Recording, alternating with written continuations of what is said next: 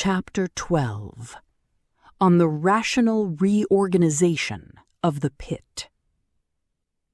It is an unfortunate truth that in the present state of society, the wealth of nations is too often squandered on useless ornament, violent competition, and the perpetuation of outworn prejudices.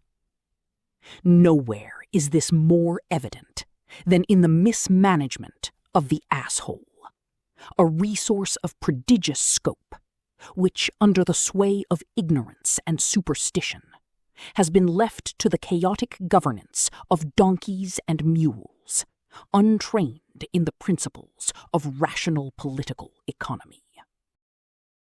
Let us state plainly, the donkey, long abused as a beast of burden, possesses by its very nature a remarkable capacity for cooperation, for patient labor, and for enduring devotion.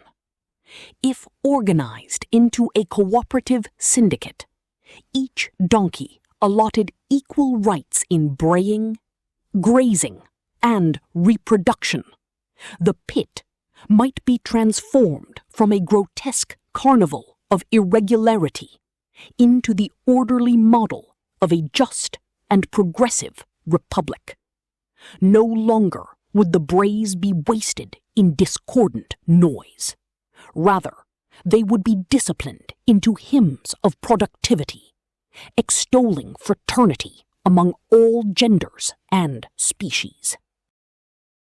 The present system of pit relations has erred chiefly in its suppression of the feminine and in its persecution of those whose sex does not conform to narrow prescriptions.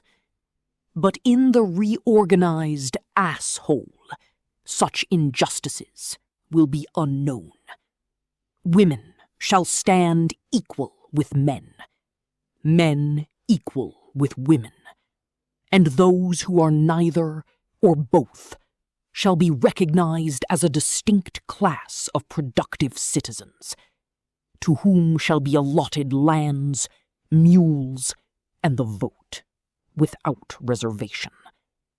For if love is permitted freely, whether it be between woman and woman, man and man, or any other sincere attachment, it follows inevitably that labor shall likewise be harmonized, and the fruits thereof distributed equitably.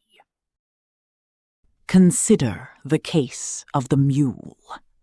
Once despised as sterile and anomalous, it has, through no fault of its own, been denied the privileges of reproduction. In our new dispensation, this cruel inequity shall be redressed. By the application of scientific breeding, and by the moral recognition that every creature, however hybrid, is of value to the Commonwealth, we shall transform sterility itself into a productive virtue, a labor dedicated not to perpetuation, but to perfection.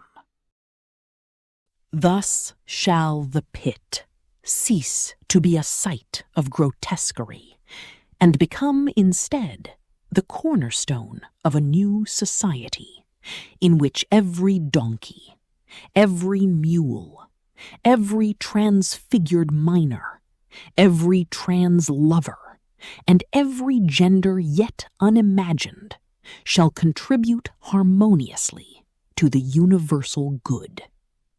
The asshole, once a name of vulgar derision, shall be revered as the beacon of a new order, where rational administration, scientific advancement, and moral equality are at last united in eternal concord.